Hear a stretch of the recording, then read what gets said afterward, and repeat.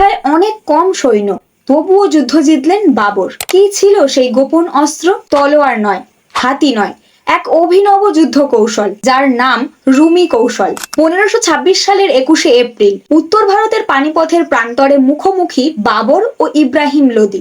ইব্রাহিম লোদির ছিল প্রায় 1,00,000 সৈন্য এবং 1,000-এরও বেশি যুদ্ধ হাতি।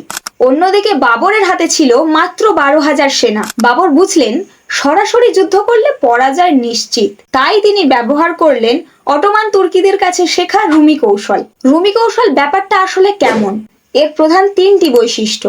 প্রথমে, অসংখ্য কাঠের গাড়িকে পাশাপাশি রেখে শিকল দিয়ে বেঁধে একটি প্রতিরক্ষা প্রাচীর তৈরি করা এবং গাড়ির ফাঁকে ফাঁকে থাকবে কামান ও বন্দুকধারী সেনা। শত্রুপক্ষ সাধারণ প্রাচীর মনে করে আক্রমণ করবে, আর হলোও তাই। লোদির বিশাল বাহিনী আক্রমণ করতে এলো, আর ঠিক তখন মুঘল কামানের গর্জনে সৈন্য ও হাতিদের মধ্যে আতঙ্ক ছড়িয়ে পড়লো। এরপর শুরু হলো রুমি কৌশলের সবচেয়ে গুরুত্বপূর্ণ অংশ, তুলুঘমা বা ঘেরাও আক্রমণ।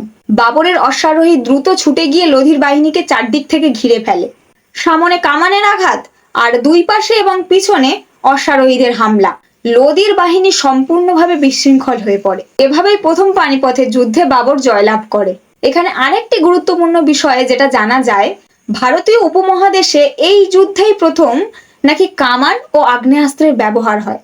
আনাচে কানাচে লুকিয়ে থাকা ইতিহাসের এমন অজানা গল্প জানতে ইউটিউবে সাবস্ক্রাইব করুন এবং ফেসবুকে ফলো করুন কাল গল্প, অতীত আজ গল্পরূপে।